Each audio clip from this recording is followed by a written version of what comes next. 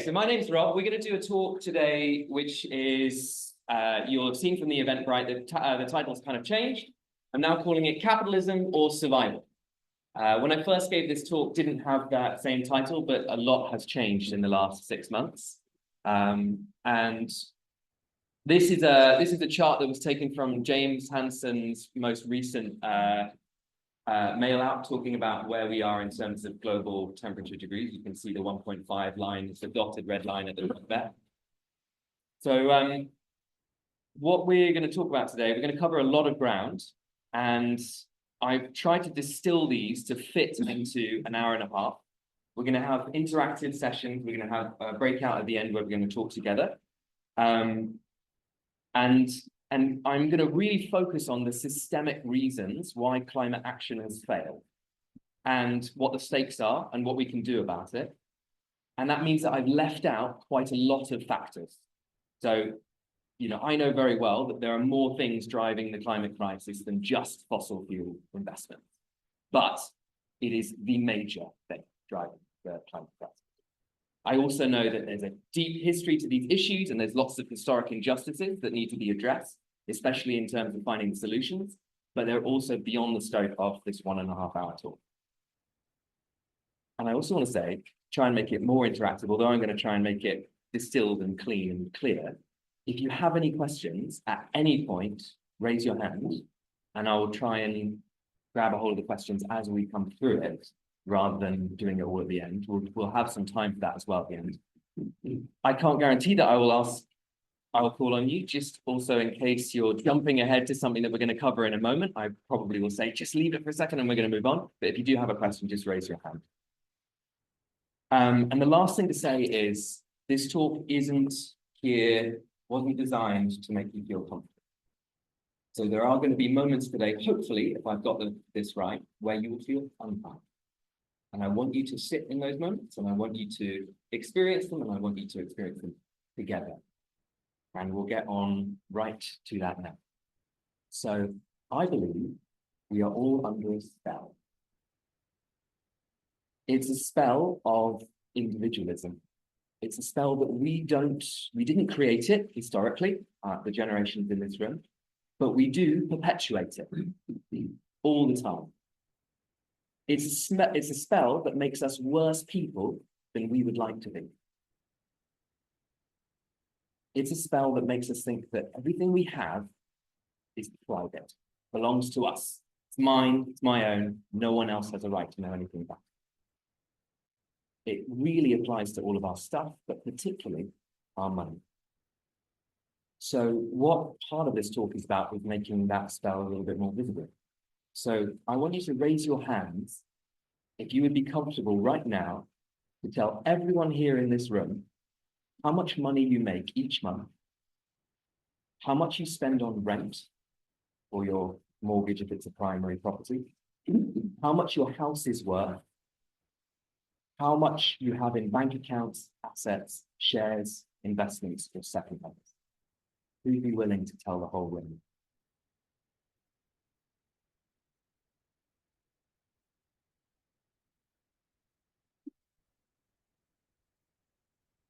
No. I think there's a little bit of peer pressure. We all know each other, and we're a self-selecting group of people who come to a talk about capitalism or survival in an XR Wandsworth context. The 9 people is pretty good. That beats the last group. Last group, it was about 5% of them. 9 people were much closer to about 25-30% of them, which is really good.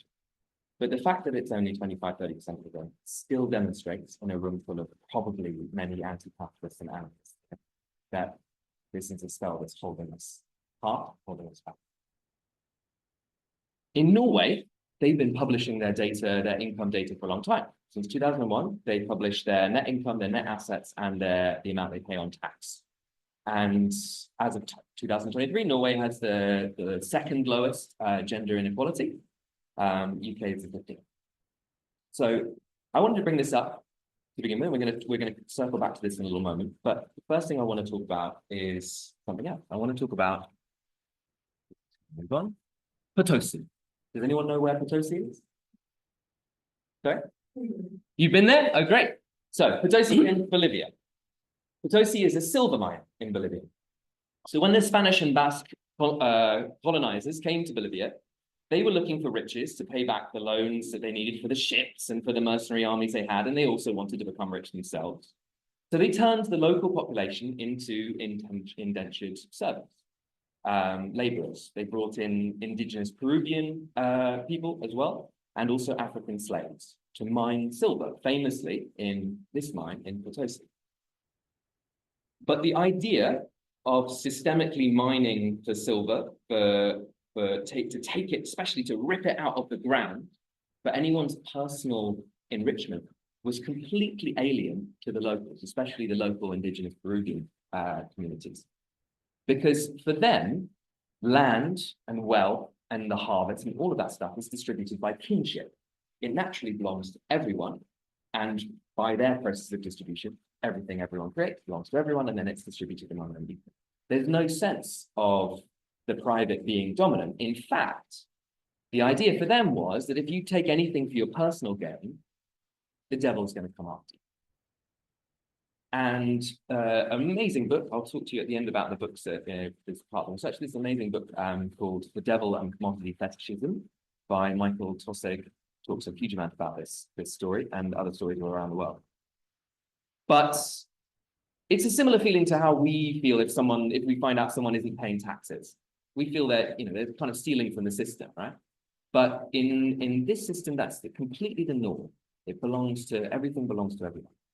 So what happens in Potosi is that in every entrance to the mines, they have a statue of the devil, El Tío. El Tío means the uncle in Spanish. He's normally red with horns, and he's got a very big penis. And when the miner enters to go to work, they would drop some tobacco or some spirits or a trinket or something they had made, and they would put that next to the statue of El Tío. They still do this to this day. And that's so that El Tío wouldn't punish them or their family. And this sacrifice is there to keep in their minds that something about the act of taking from the ground for personal enrichment, even if it's not your own personal enrichment, even if it's for the personal enrichment of the person who's enslaving you, is wrong. And there's risk to it, communitarian risk to it. It's just simply a different way of doing it. Here's an El Tío. Here's one of them. That's a picture from Potosi. So as I said, we're under a spell that makes us, in this community here, think everything we own is private. And no one has a right to know about it, let alone claim a share of what we have. So to go a little deeper underground, what we're going to do now is we're going to make a little offering together to El Tío. And this has importance later on in the talk. So what we're going to do is, you might see over here, I've made a little El Tío. I made him out of copper the other day for the vertical. And what we're going to do is we're going to make a little offering to El Tío. So in a moment, what I'm going to give you, I'm going to hand you around now a piece of paper. I'm going to put instructions. You can either follow the instructions on the slides, which will turn it into an extremely beautiful origami envelope, very simple, or what you can do is just fold it up. But I'll put on the board as well what I want you to write on the piece of paper first. So you're going to write to El Tío. You're going to ask El Tío. You're going to write to him and tell him how much savings you have, how many shares, assets. Yeah, got all the pens as well. Sorry, keep together. Yeah. Take a pen, pass it on. Oh, yeah, pass on the stack. Take one of them. So in one at the top here, if you can follow that, that would be great. But if you don't follow that, just write next to it what the number corresponds to, because it could get a bit complicated. So at the top, I want you to write how much you have in savings, shares, or second home. So this is your kind of liquid assets. This is capital that you could access, maybe not immediately, but it's wealth. In the second column, or the second part, I want you to write the value of your house, unless you're renting and you don't own it. So the value of your house, if you own it or you have a mortgage, either way. If you have any debt, you write it there as well, with a minus sign next to it. That's important. We're going to tally it all up. You can write it to LTO. It's a nice thing if you address it to it. It's important for the spell. But it's anonymous. You don't need to put your name on it.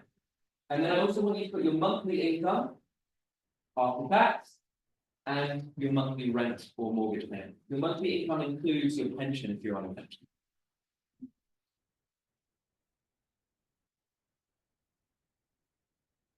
They're going to have a pen? Yeah. So if you're in a house, it's like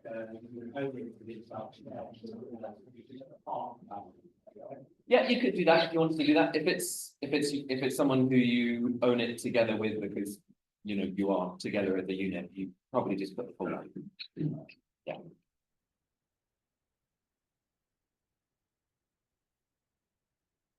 It's about the wealth that we have access to, not necessarily our own personal wealth.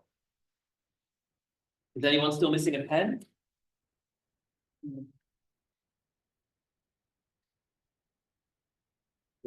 Not pen.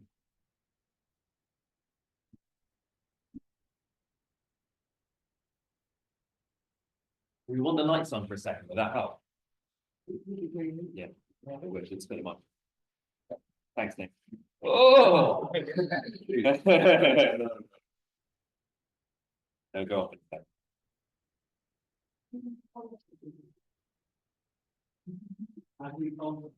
Once you've written your numbers, we'll hold on a second. Once I've seen most people's pens and stop moving, I'll just tell you how to fold it out.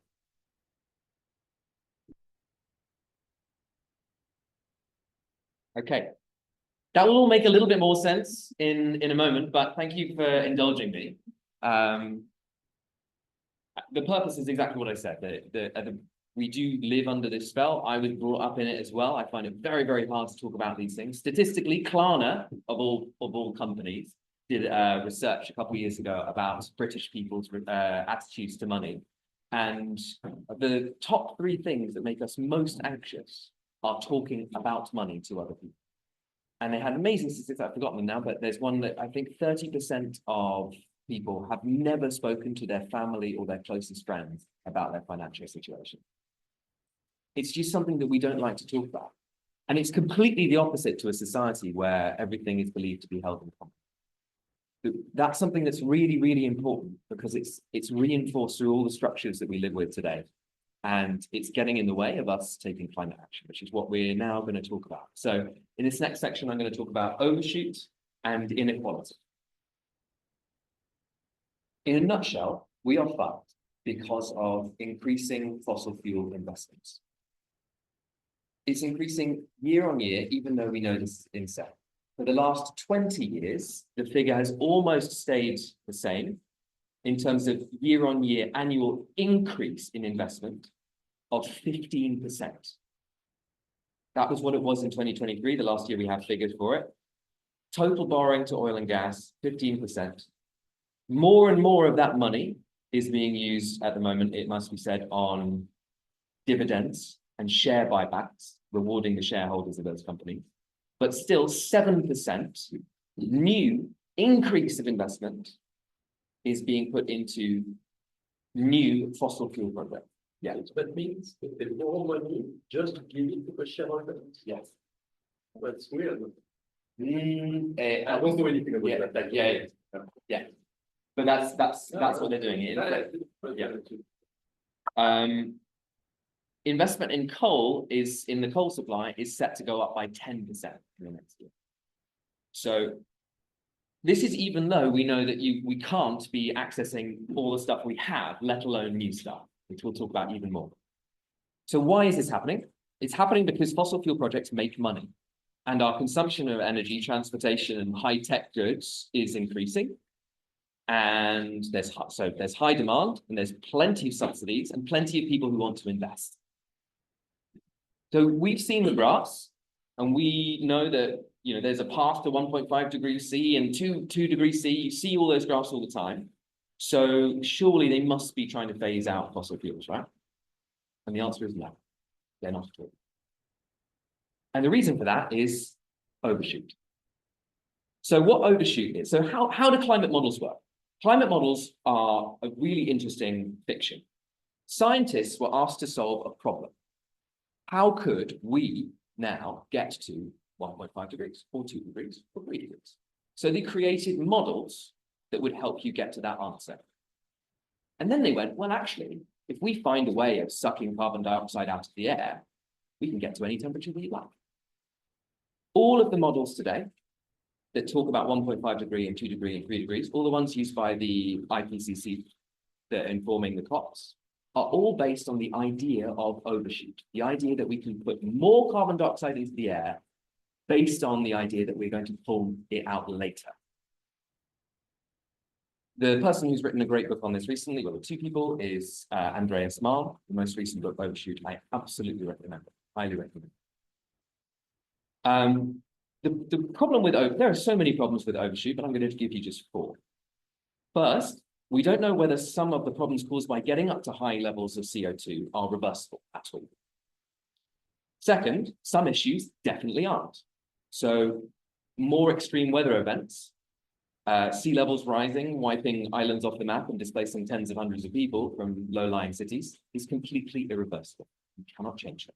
And we know that's baked in once you get to certain levels of CO2, and it's pushing up that anomaly graph that we talked about that was at the very beginning. Third, we don't know how to get carbon out of the atmosphere at scale. Most important thing, we absolutely don't know. There are a couple dozen projects in the world right now, a couple dozen, even though we've been talking about carbon capture and storage since the 80s. They capture just 0.1% of global CO2 emissions per year. It's not on track to keep pace with new emissions from new projects. That's where we are right now. 4, this is why it's not profitable to do it. Who's going to pay for it? Who's going to pay for brightening the clouds to mean that there's less heat coming in from the sun? So this is the main issue. So if no one's willing to pay for any big issues now, who's going to pay for it then? So today, almost all these models, yeah? If you're regulating the map, have the authority to do that and to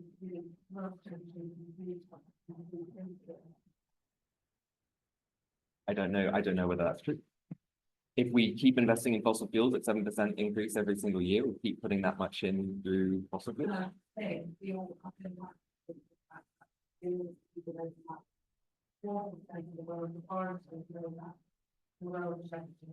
Yeah.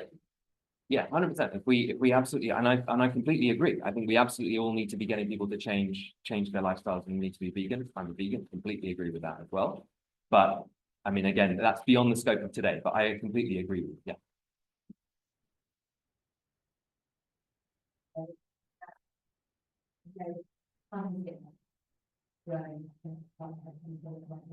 And they are just so yeah, it is really considered the reason for why they're now why they're still representing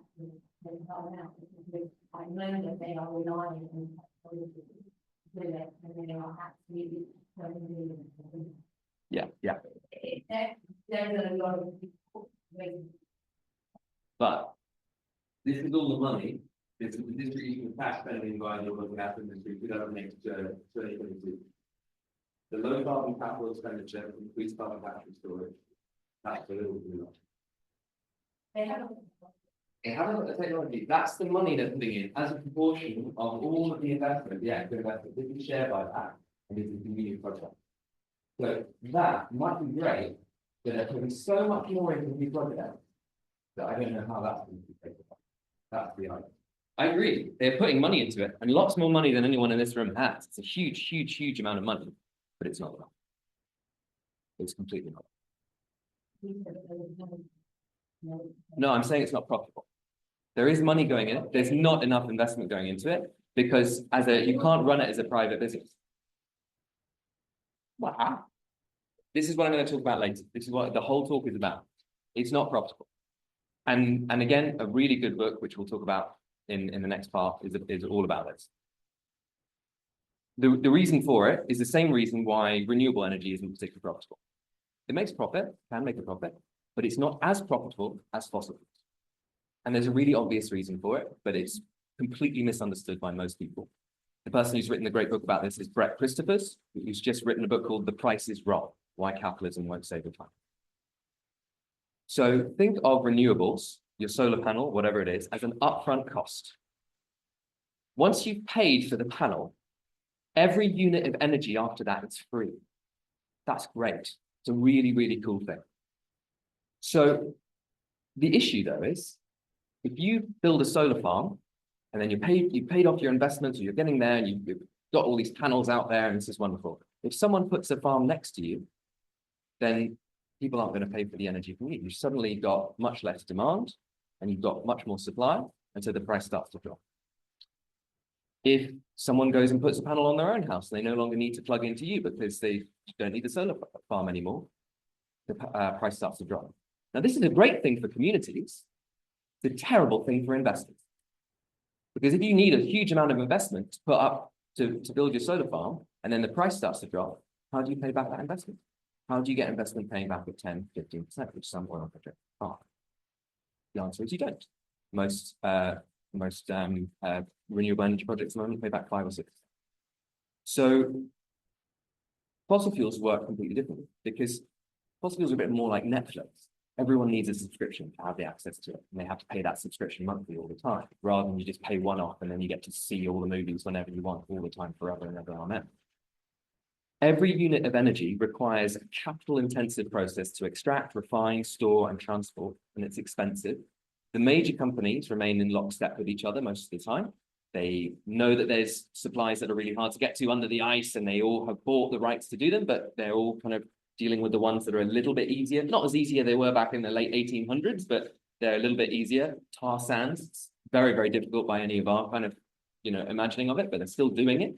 And because they're all kind of roughly dealing with the same level of resources, that's where they are. So because these companies have their main markets, they all have this expensive process to extract all this stuff, energy, and they know that energy is going to be bought year on year because it's needed to power all the cars, all the other big generators, all the things that give us the electricity we have. The result is the return on fossil fuels is just that much higher. There is a guaranteed profit coming in year on year as long as they can keep it there.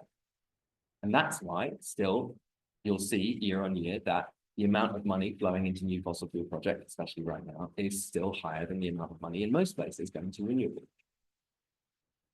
The returns for shareholders on this is huge. So just as an example, $124 billion was given back to shareholders in 2023 alone by just one company. It is the largest company, but by just one company, Saudi Arabia. So they can expand, and it's in their interest to keep people using oil and gas, and access to money is really cheap. People want to buy shares because they know it's going to go up and they're going to get a huge windfall dividend. So money flows towards these big projects. And that's because we've created a system that works like this. And that is capitalism and global financial markets. So today, people expect money not only to be intensely private, but to be productive, like pears on a pear tree, which is what Marx called it. So nowadays, people will move their money to where it's going to get the highest returns. This is the free market for global finance. Because of that, based on speculation of the profitability of future returns, which drives up the value of things, it concentrates investment in some areas and it leaves a deficiency in others. And that increases the likelihood of bubbles and crises. And this is not a bug of capitalism. This has been known for hundreds of years. And it's very, very well outlined by a famous economist called Hyman Minsky, who said that the capitalism generates a financial structure which is susceptible to financial crisis for exactly this reason. And the losers are the ordinary public, which we found out in 2008. And especially since 2008, it's definitely going to remain that way. Because since then, it's the ordinary public that are expected to bail out the institutions and by extension, the share value of these companies that would otherwise be having all their value wiped off. So it keeps the wealthy wealthy. Meanwhile, free markets have meant that the outsourcing of primary economic has meant that primary economic sectors have been outsourced, like steel, most famously in this country, but many, many sectors have been outsourced, and that takes the bottom out of the job market. And that has other things that we're going to come on to that are really, really bad.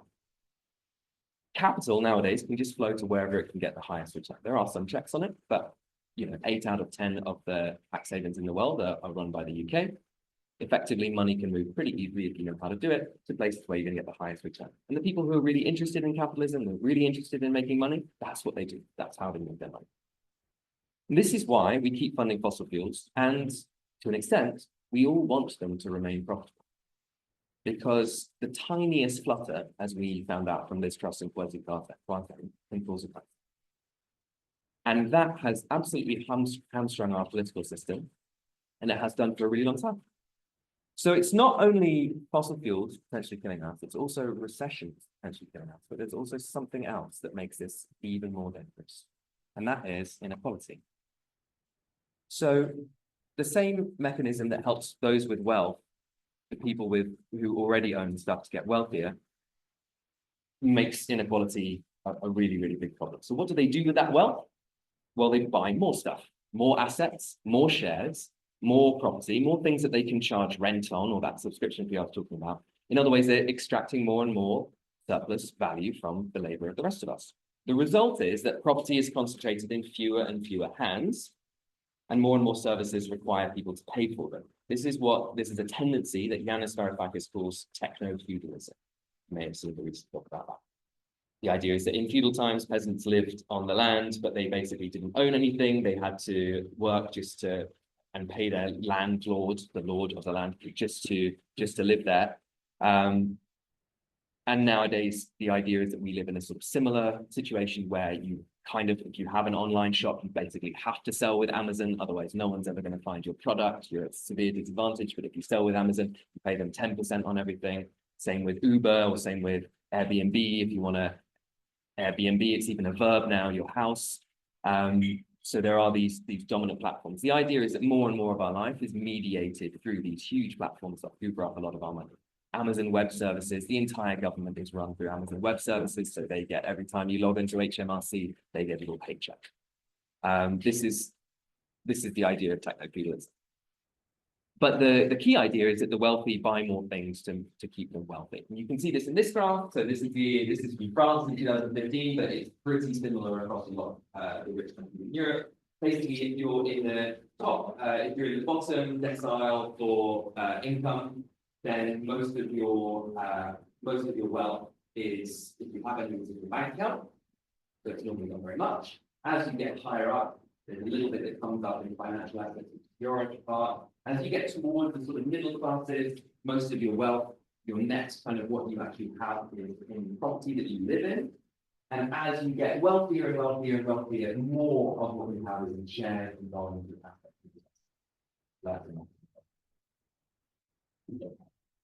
And that's a really clear example, I think, of how different people in different levels of income and wealth end up holding their wealth. Obviously, very hard to kind of completely get an idea from this graph, because some people, like Elon Musk, for example, don't have any income, but have an extraordinary amount of wealth. So where would they exist on this graph? They wouldn't be at the bottom.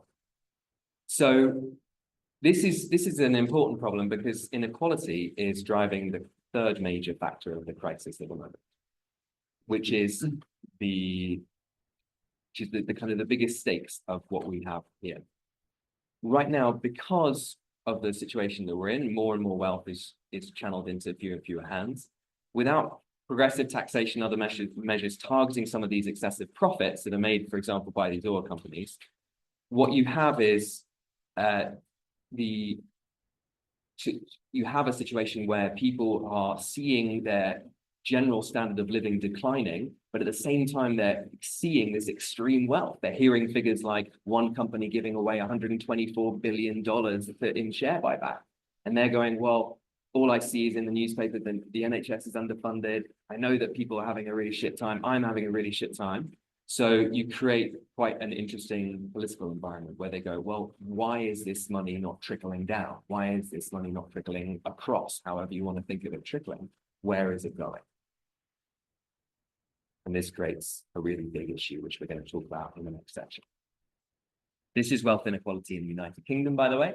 So the top 10% have just over 50% share of the income, the wealth in the country. So the top 10% have about 50% of the wealth. The bottom 50% of people in the country have about 5% of the total wealth of the country. and the top 1% have about 20% of the total wealth of the country. You see that the line's pretty stable. It's been like that for the last 25, 30 years. And this is income inequality. Sort of similar picture, although what you can see here a little bit more clearly is that the top 1% have less of a share of income than the bottom 50%. So the graph is slightly inverted.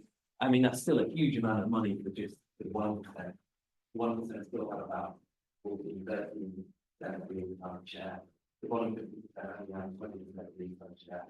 And the top 10% have 36, 37% of the income share. So that's inequality in the UK today. So what are the stakes? So the stakes are carbon bombs, which you all know about. So at the moment, there's still 425 carbon bombs waiting to go up. Carbon bomb is a project that is going to put out 1 gigaton of carbon dioxide in its life cycle. That's twice the total emissions of the UK in a year. So one project putting out twice the emissions of an entire country in a year. And that number of 425, these are just the biggest projects, would take us beyond the 1.5 degrees C Paris climate agreement target twice over. And this is just the largest project. They're called bombs because they lead to disasters in the future. You don't know when they're going to go off. So, you know, you can see here, for example, the World Weather Attribution Service, a group of international scientists, they investigate global warming's role in extreme weather. They found that rainfall that struck Spain was 12% heavier due to climate change, and that the weather event experience was twice as likely. So the thing about a carbon bomb is that is happening all over the world at the same time. So this is happening everywhere at once, and this is very, very scary. The fact that there are 425 of these in production right now. But there's also a So there are 425 that either greenlit, ready, that are meant to be coming online, or that are already in progress. For fossil fuel projects, they are fossil fuel projects that are either mega coal projects. Some of the biggest ones are new tar sands projects happening in America at the moment. Really, really big ones. If you go on carbonbomb.net or .com, it gives you a map of where all the projects are. I think almost 80% of them are in just 14 countries. It's mostly USA, Brazil, China, India, Russia, a couple other places. So carbon bombs. And we know we need to not light the fuse on any of them, right? But then the other issue is stranded assets. So in order to do something about fossil fuels, we need to stop burning them. And that means shutting down infrastructure before it's paid for itself from profits. And that's called stranding assets. The longer we wait, the more of these carbon bombs come online, the more money is invested in them, the more assets we need to strand. That includes rigs, it includes tankers that are no longer going to transport oil if we get off it, it includes refineries, it includes petrol stations. There's more than $1.5 trillion in primary oil and gas assets that we know we need to strand to be on target for that 1.5 degrees C. And that's the target that includes going over the amount of carbon that we're allowed to put in the air and then sucking it back out.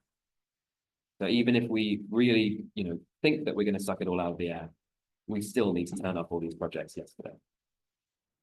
So now it seems like the problem with this, though, is since many of these assets take quite a long time, some oil rigs, offshore oil rigs, take 20, 30 years to start making a profit. And then a bit like a solar panel, once they've paid off all the investment that was put into them, then they're just making money. And that's when the fossil fuel companies really want to keep them online, because that's when they're giving you that 10%, 15% return while you're investing in all those other projects. Some projects that are being put online at the moment are meant to last for 70 years, even though we know they're not. So this is a really big problem, because if you start to threaten that these assets are going to be stranded before they become profitable, suddenly you wipe out the profitability of these companies and their shares drop massively. And suddenly you're very quickly into a global recession. So we have you then have the issue where they then prevail on companies to try and underwrite it. So then you have the whole insurance work at the moment going on there, because they all get insurance to go after these projects. But you've already got the European Union talking about taxpayers backing insurance firms right now. So that if anything went wrong with the insurance firm, the taxpayer might swoop in and be able to, if there was a big recession, just like it was with the financial crisis, that you might be able to boost them up. And that's because we're really, really scared of recessions for really obvious reasons. So it seems like there's a choice now between climate disaster or recession or global financial crisis. But it's actually worse than that. Because inequality is painful and it's personal. The UK is the 6th largest economy in the world. Some people here have incredible wealth. We also have 4.3 million children in poverty, which is 30% of the children today, which was up, it's up from 3.6 million in 2010. So in the last 10 years, from our pipeline. So people are asking, why aren't the opportunities getting to them? And so a group of people on the right have an answer. And they say, it's migrants. They say that the plan that migrants are taking them on. They say that red tape and weak-willed politicians making bad deals to blame, and migrants. And they're not wrong that the wealth is being taken, but it's not by these people. But who else is doing anything about that? The centre-left and right parties clearly aren't doing anything about it. Their politics seems to be mostly them doing the same old and chasing economic growth, running terrified that if they do or say the wrong thing, then suddenly their financial overlords are going to start pulling money out of the markets, and then they're not going to buy bonds anymore, and then the whole thing is going to crash. And this is reinforced by the media, who go mad every single time there's a new budget about to come out and they predict a new recession.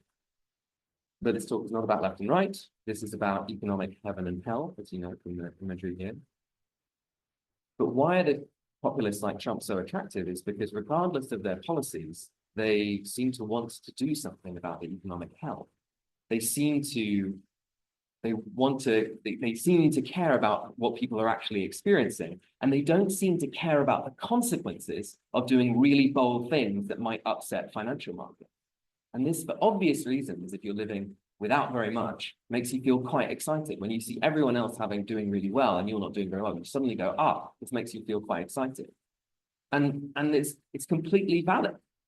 Completely valid. I'm not saying we should vote for Trump, completely not. But I did say we need to understand why people are doing that without condemnation. Because sometimes I think we just condemn, we go, that's awful, that's disgusting, that's it. But actually, when you listen to these people talk about it, they haven't gone through all of the policies like a checklist in the same way that many Labour voters did not read the whole manifesto. They saw something, they heard something that they felt, maybe this will do something, finally.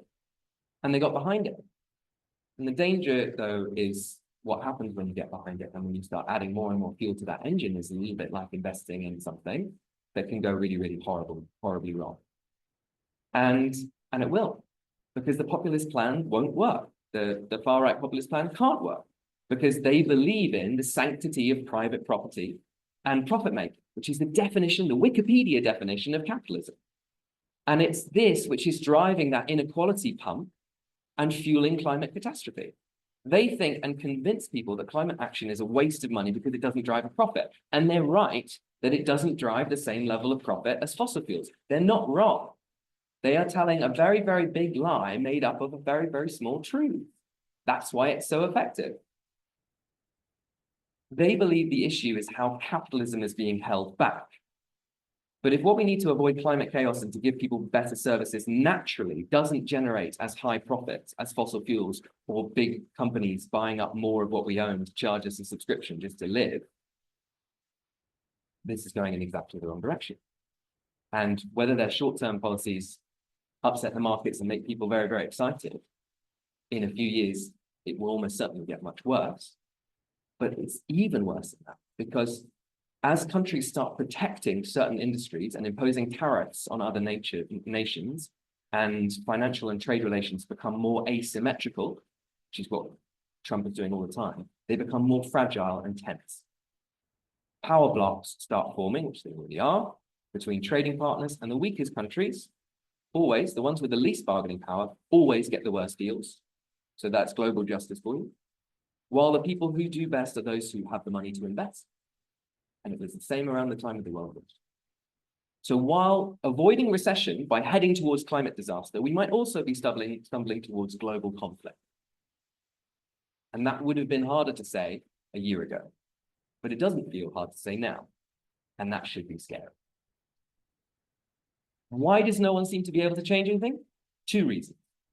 One, because of the financial markets, which rely on high returns or threaten to plunge real people into recession. And people are understandably afraid of that. And two, because there doesn't seem to be an alternative. Yeah. What do I mean by, so if, I mean, around the fault points between China and America, for example, start creating conflict there. We start fighting over countries in Russia, in Africa, where they all have interests in minerals, or Ukraine and America and Russia now. Now Ukraine has interests in, America has interests in Ukrainian minerals. That's a flashpoint, massive flashpoint for the NATO countries in Europe who have their own interests in that area, for Ukraine, which has its own interests in its own people, and for Russia and America on either side. It's just a dangerous situation.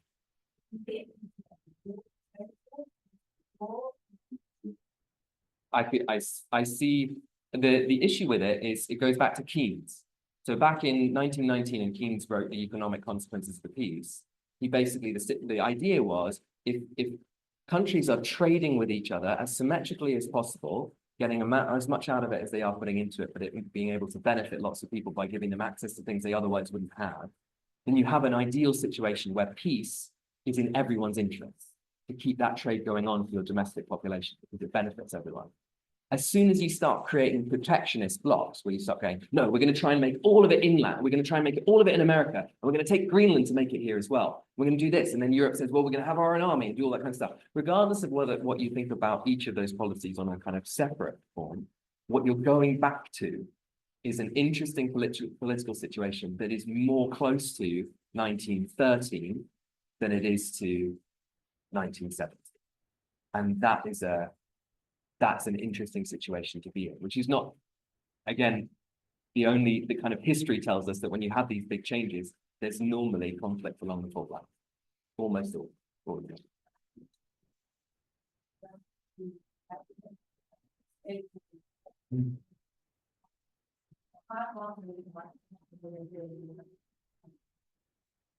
I think it's changing. I didn't even play now with that.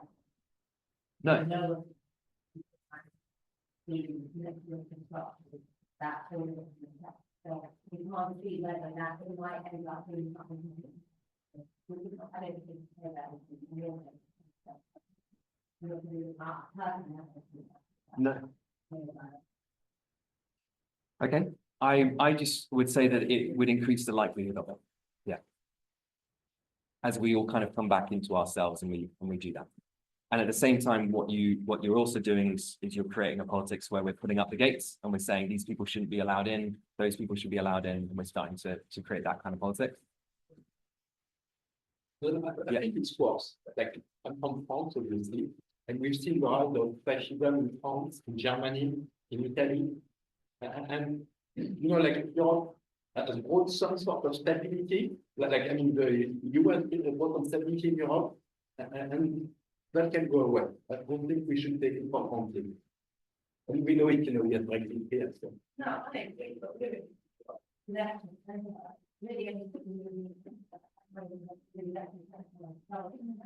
No. It's very center of No, Spain is a much more left. But they can. Yeah, but this is the point. This is the whole point, because I'm not disagreeing with you. I'm saying some statements that are pretty bold because I want people to think about these things and be uncomfortable. And it's nicer to think about these things when you're with other people. But the reason for this, the reason why our leftist centre government feels hamstrung, the reason why Keir Starmer is sitting around with Larry Fink from BlackRock and tweeting about how we need BlackRock to be more involved in all this kind of stuff, is because we are completely hamstrung on private investment. We absolutely And so what that has created is this politics of, and in a way, the kind of interesting thing about the kind of iconoclastic seeming Trump is that people get behind him because they feel like he doesn't seem to care about what the financial market's going to do. But he's surrounded by all these people who absolutely, that he's not even with the financial markets, he's with the biggest companies that the financial markets rely on for their return. So he's already he's got so well into that game that he might be able to ride that for a certain amount of time. And he might be able to do some things in America that will seem to boost things in the same way that the New Deal boosted things, because he might, by trying to onshore all of the services and goods that have otherwise been part of a trade network, by bringing them all these industries and bringing them to America and bringing all the investment behind them as well, he might be able to boost loads of jobs in America. But at the same time, all the countries on the periphery might start to worry about that, because they then, you're no longer buying steel from here or this from there or this from there. And what then happens is they go, we need to make up for this economic issue that's happening. And that also drives local populations towards this similar sort of politics. It goes, well, we need a strong person as well to pull us out of that. And you can quite easily end up in that kind of situation where you get a Hitler and a Mussolini and a Franco and whatever you want to call it. But this has happened before. And it's not, we've seen it in Germany just yesterday. These things can happen. And to say whether definitely conflict's going to happen, I can't say that at all. Of course I can't. I have no idea. But to feel like it's more likely, yeah, because the pattern is closer to what we were before the EU and before, the original envisaging of trying to reconstruct. And that's a trend, that's a different direction that we're going in, which is potentially unsafe. But the points were, the reason why no party, whether you seem to be left or centre left or right or centre right, whatever, the reason why none of these main parties seem to be able to do anything about it is because they're absolutely terrified of global financial markets. With reason, because if the markets tank, the currencies tank, inflation goes up, people's lives get worse, and then they get voted out, and power disappears. I think it's more fundamental. I think the media have got a big part to play. Huge, yeah. And I think, all of the papers are right leaning. I say whether they're central or whatever, there isn't a voice for radical, and I say radical, but we're talking about centrism doesn't. It has to make the change we do need a radical politics. And the only person who is shouting loudly, eloquently, people like Farage, yeah, exactly. And he ticks a lot of the boxes. Yeah. Where is the voice? On the other side, I don't think it's there. Yeah. I don't think it's ever been there. And that's what I think is criminal. There's a sense of people looking for something different, and they can only see it from the right. Because the right don't offer solutions. All they do is they point and say, look over there. Look how shit that was. We wouldn't do that, and that, and that, and that. But then the right do offer solutions. The right offers the solution of let's push out the people who are taking. Let's push out the people who are taking from you, because you deserve it, because you're indigenous to this land. That's what the right in every country is saying to some extent, and they create these divided in groups and out groups, and that's how it works. It is a solution. You haven't looked at the papers. It's not one. Again, Guardian, of course, we let me, and I don't believe anyone. But whatever, where is the voice? And as long as the media props up business that is owned by wealthy people who live abroad anyway, right? We're never going to have that voice. So I think it's just as important. We're not saying you get the two things you can't forget about. Like the media are probably the work. Yeah. We need to have a stronger alternative press. God knows how to get it. I'm not fighting that, but the 2 points that the reason why the right-wing media are going in that direction, pushing people in that direction, is they're also part of this thing. They also are under that spell. They also believe in the sanctity of private property and profit making. They think that is the right way. That's the people, are always the people. Party, and what's happening? Exactly. So the party of business. Exactly. It's the party of but one of the reasons I believe, in answer to your question, the reason why we don't seem to be able to have a voice that's being able to come up with an alternative, since obviously socialism and the parts of the kind of Russian bloc that has made socialism such a bad word, is because it doesn't seem to be an alternative to this system. as I said at the beginning of this talk, it looks like that, especially if you add in climate, a fundamental existential threat, it looks like your option is climate action, like meaningful climate action, or recession. And, well, sorry, climate action means recession, sorry for that. If you actually did it, you would have a recession. And if you don't do it, then you might avoid recession for long, until the climate bomb goes off on your doorstep. That seems to be the option right now. But I don't know what do other people, if you want to just talk, I need 5 minutes because I'm going to set up a little surprise. So maybe talk about that. Where do you think this alternative is going to come from?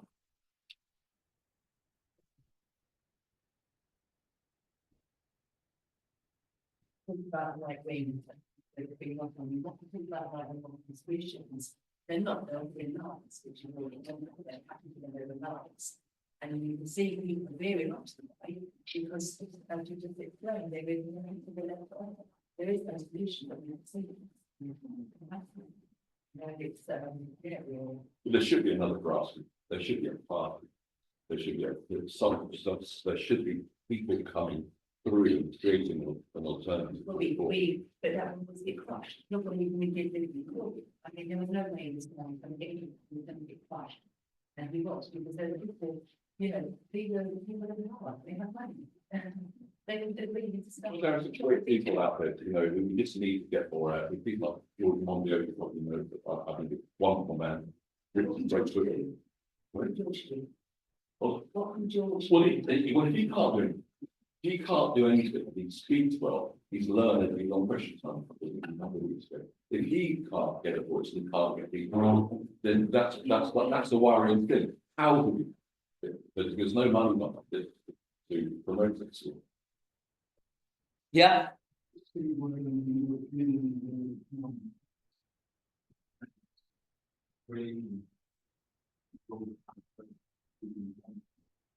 Yeah, so I'm going to talk about that a little bit in the next section, but less, because we're running low on time, just speeding through that. It's been good discussion. So what can we do about it? There's loads of things we have to do about it in terms of legislation as well. So whatever solutions we have, which I'll talk about in this next bit, we do have some power, but we also have to do things like, you know, big progressive taxation, like we haven't done in a long time. We need to change that balance because inequality is part of this issue and how people experience that. We need to have as many carbon tax and subsidies for renewables as well. One of the reasons why renewable projects in this country kind of go up and down, up and down, up and down, and haven't been really shooting up is because governments keep blowing hot and cold on the subsidies. One year they're saying, yeah, we're going to put loads of subsidies in, and then a new government comes in and says, actually, we're going to cut that down. We can't really honor that, and this is going to go on.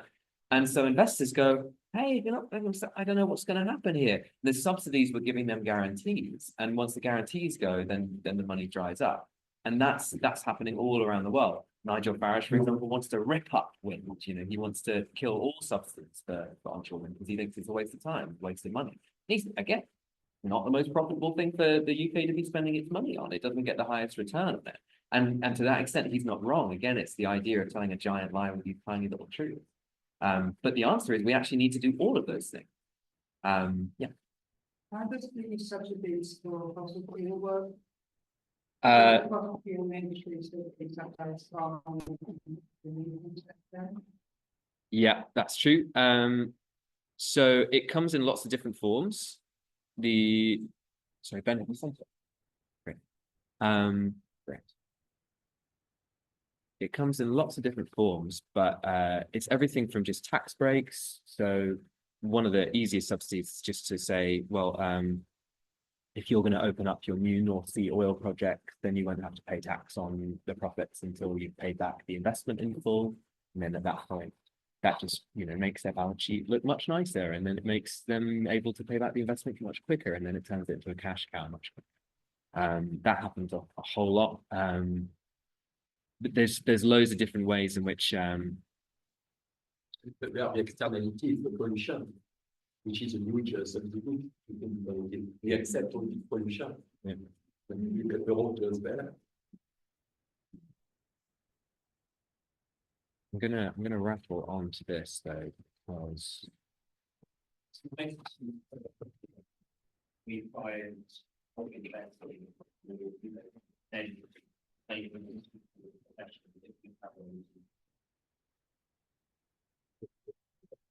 yeah, if we strand assets, we start taking the money away from these projects, then the chances are, unless that's done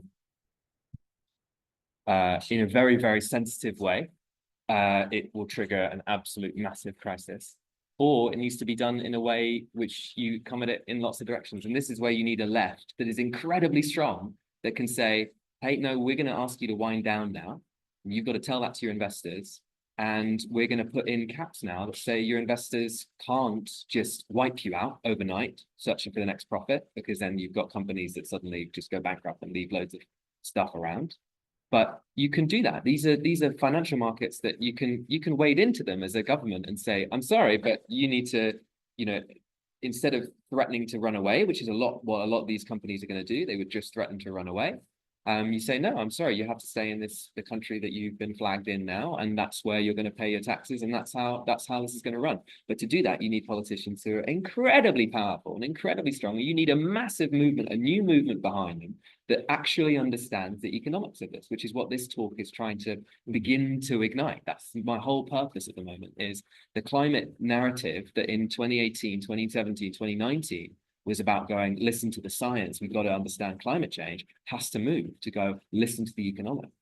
We have, before it's too late, because unless we do that, we will lose to the right. More and more people are going to go over there because frankly, they're the only people, as you've just said, who seem to have a voice, who seem to be doing something about it. We've tried 30 COPs this year. And again, the countries can't even pay the money that they pledged to pay. We've tried writing to MPs. We've tried protesting. The longest sentence that a suffragette went into prison for was 3 months, and Roger's in prison for 5 years. So they know how to deal with that. So what are we going to do? We need to tax the rich, like people keep saying. We need to control the movement of capital, which we can absolutely do. I mean, again, as I said before, Britain has 8 out of 10 of the most influential tax havens flagged to the British country, and we need to do all these things to get off fossil fuels, but we also need to sort out ownership. We need to sort out who owns what, so that when all this happens, when taxation hits, when carbon taxes hit, the companies want to retain their profit margin. So what do? They try and shift the price onto consumers. They try and shift the damage that the tax is causing them onto everywhere else. And they have enough money, they have enough to give away 100 billion in a year. These are powerful companies. They can try and protect their profits and harm a lot of people in doing so. They can lay off lots and lots and lots of people, as we've seen in the US government. So it's really important who owns these businesses and who owns these corporations and how that will work. And right now we're assuming that states can do it all together, but they can't seem to do it because there aren't any alternative structures. So we clearly need to try something else, which I believe is part movement building and part building an alternative structure. And that's what this final section is on, where I just want to talk you through this, which is the power that we have in the room. So in this room, there's 21 people, is that right? 21 people who filled out their details, which is a total income of £33,000 a month. Total rents of 404,000 in the mortgage, net income 438,000. So homes worth 10 million and other assets worth 3.5. So total net assets of about 3.5. You don't have the homes. So what this amounts to is over here, we can see the distribution in the room. It'll load up.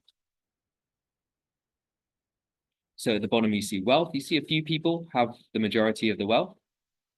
Maybe just, yeah, about 5 people have the majority of the wealth. Income is pretty evenly distributed all the way up and down. You can see that the bottom 50% here have about 50% share. They have a 50% share of the income, and the top 10%, oh, sorry, no, that's top 10% have 50% of the income. The bottom 50% have only 20%. That's in this room. And the wealth share, it doesn't seem to be working. Let's not worry about that. But more important than that is these figures here, the amount of money in this room, the income and the homes and the assets. Because for every £1 that you have in the bank, that's worth £10 financial system.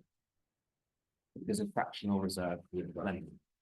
So if I've deposited £10 in the bank and Fred comes to the bank and say, I want £100, the bank goes, yeah, we got £10 over there, 10% of the 100. Yeah, I'm sure it'll come back. So I'll give Fred 100.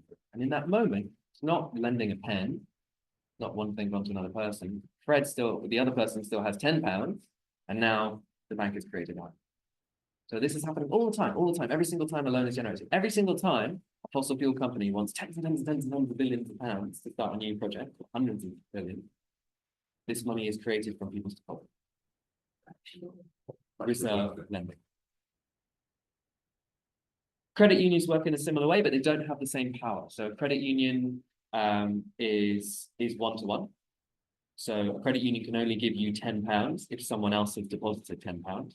So they are still creating money, but only at that factor, whereas the bank is factor of 10. Why the 71 factor? Because, well, regulation, there's sort of stricter regulations on it. There's also really annoying regulations that mean that credit unions can't lend to businesses as well, which means they're really hamstrung in their business model.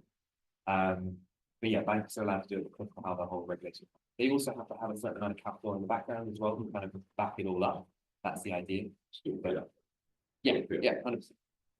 But the important point is, so this figure of 3.5 million, let's say that's mostly in bank accounts. I don't know, it might be in assets and shares and other things as well, but let's say quite a lot of that's in bank accounts, quite a lot of that income coming in every month goes through your bank account. And that is part of what's on the bank's books that is then lent. So times that figure by 10, and that's the amount of money that you're giving to all the things that your bank invests in, which may include, probably does include, depending on who you bank with. In this room, it might be more or less positive banks, but most of the time it's going to be things that are going to get them quite high returns. So field are lots and lots of other things that give fairly high returns that you don't necessarily like. Pharmaceuticals is a big one. Big tech is a big one. Amazon is a huge one. People buy shares and they give them high returns. That's what lots and lots of banks are tracking at the moment, or they may be just tracking their top 500 companies, the top 100 companies. A lot of them are. So this is what people's money is doing right now. But money can be doing something different. And that's what we're trying to do, and that's what I've been doing for the last year and a half. We have developed a cooperative called KIN, and it's part of a phase and a wave of tools that we're trying to create, based on very, very old ideas that we didn't come up with. So the first one is the idea of a partner. A partner is, it was often used by, still is often used by the Caribbean community and the Windrush generation when they were brought over here. Many weren't allowed bank accounts because they were black and brown. And so they had to find other ways of being able to pay their rent if they were able to rent or to buy a car or anything like that. And so what they did was they formed saving clubs with their communities. So they then started pooling money together. If you have 10 people in a group and they start saving 50 quid every month or 20 quid every week or 20 quid every month, even that's £200 in a bank account, a common account. So if they start pooling money together, then you've got £200, the next month £400, or you just start handing it out. So in a partner, it hands out by rotation. You've got 10 people, they all put 20 quid in, that's £200, and then every month one person takes the whole lot, and then that goes around by rotation. There's lots of different iterations to it. I spoke to someone who's been running a partner in this country for 60 years since she came to this country. And that partner has had tens of thousands of pounds go through it. It's helped people save for houses. It's helped people buy cars, helped people do all of those sorts of things. One of the co-founders of Kin Co-op, Balgisa, is now a law professor in Northeastern University. She paid for her law degrees in the Somali version of her partner, which is at Hagbad. And on the same principle. She really wanted to go to law school, decided that's what she was going to do with her life. And her mum went to all of her community, her aunties, and asked them to join a saving fund. The reason why it's really great is because it's interest-free. You don't pay interest on that money, it just comes around, and it's based on trust. It's the opposite of where we live now, where everything's very private, and then in order to get anything, we have to go to the bank to get it. It's a little bit like the allegory of the chopsticks, you know, the allegory of heaven and hell and the chopsticks. So in hell, there's absolute abundance. You're surrounded by all this incredible food, but everyone is given 2-meter long chopsticks. So they can't get anything in their mouths. And in heaven, everyone is surrounded by this incredible abundance and beautiful food, and they all have 2-meter long chopsticks, but they all feed each other. And it's exactly the same principle when you do that. Now, obviously, on a small level, it doesn't seem like it adds up to a lot. But if we were all doing this in a really big way, you can actually make it add up to quite a lot of things. We've set up a cooperative that allows you to do that. It allows you to join up, become a member. It's a co-op, so it's not owned by anyone else. It's owned by all the people who use it. You become a member. You can invite your community to it, your friends, your neighbors, anyone who you want to, and you can start sharing money together straight away. You put money into the account, stays there for you. It's directly the co-op's bank account. We bank with the co-op, which has also been remutualized, so a little bit better. And then we take it out. Whenever you want it, you can ask for it back. We're we're working with Corporation Hull on this at the moment, so they've started a saving club. We're also we're trying to work with community energy companies. So if you want to start up a local community solar group, then you need to start saving money together. And this is a tool that can help you do that before you get to the stage of incorporating. But that's just step one. And the reason why we really like that is because it tries to get people out of this idea that all of your money is private. But if you start sharing just a little bit with your community, with your friends, with your family, you can actually start doing quite a lot of really interesting things. It could just be as boring as going out to a show once every 6 months with your best friends. You can save up for that. There's no reason why you shouldn't do that. But what you can do when you start seeing all of this money in the room as a common resource is really quite different compared to if you see it all as private. So the next thing we're going to try and do is based on a very, very big federation of co-ops in Spain called Mondragon, which is we're trying to set up a federation of cooperatives in this country. Co-ops are owned by their members, their stakeholders, so it's often the workers, but it's also members like if you're a member of the co-op. You're also actually a member and you get a vote at the AGM. And that means that all the profits from the co-op only go back to the members. There's no shareholders, there's no global financial markets.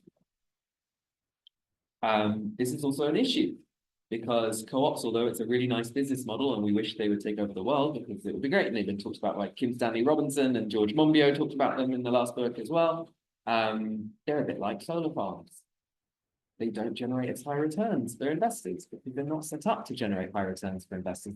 They're designed to support the community by keeping prices low, but also paying people a good wage and not having loads of surplus left over to pay back investors. They're not designed for that. And as a result, they don't get enough investment because they don't have global capital flooding to them because global capital wants to make a high return. And this is one of the reasons, again, why there's not enough money. So we're trying to set up a confederation of as many of the radical co-ops in the UK, solar co-ops, energy co-ops, but also there's lots and lots of different ones that are really radically minded change making, so that you would be able to, instead of depositing your money in a bank where it's making money for someone else, you would be able to put your money directly into those co-ops. They make a profit. They do make a profit, yeah, but it's not. You've got to allow for inflation. I mean, a lot of people have got investment. Exactly. You know, even if you're not looking to accumulate, at the very least, you want your money to be worth what it was. And you get in, so whatever the. And if we create a movement where. And that trends not really went well, and inflation is running 7-8%, I certainly wouldn't get that. Well, anyway, either way, you generally don't get that, but you don't usually meet the inflation. But then it's profits are going to work. It's just where who's taking the profits and then what's spent. Exactly. If we created a system where all of the good people who wanted to take down capitalism and fight against fascism got poorer and ended up with less, that would be a very bad idea. And I don't mean that in a way that we should all fight to be richer. That's not the point. It's just to say that that would be a silly idea. Completely agree. Profit isn't a bad word in this sense. It's just about aligning profit with what everyone else is trying to get out of it. The issue is and not living in a world that is designed for profit maximization at the expense of all of the other elements. And the idea of this is that profit is subordinate you need the profit to make the business run, and you need the business for the flourishing of humanity, because we need these things to help us as a community and as a species survive, rather than you need the business in order to make profit, and you will treat humanity however you should treat it in order to make as much profit. It's just a flipping of that principle, and that's been going on since cooperatives were first thought about in the 1830s. Yeah. So this cooperative, you organise with friends. It's not like it could possibly be in a cooperative, and you can do whatever you like. So it's actually based on if you want to do a deep dive into it, it's based on a co-op in Spain called Co-op 57. The idea is you could put money in, you could buy shares in that co-op, and then the money, those shares, the capital from it, is then lent to the member co-ops. So it's a confederation of co-ops, and then all of those groups, when they need money, for example, to expand their organization or to build more solar farms or whatever it is, they would then take out a loan from the main organization at a good rate for them, better, a rate that they can afford, and then they would pay that back with a little bit of interest, and that interest would then pay your shares back to keep you above inflation, but not too high, because that's not the point of this, but enough that you would be punished as a firm for being good. That's the point. Yeah, 100%. Yeah. I was thinking, the reason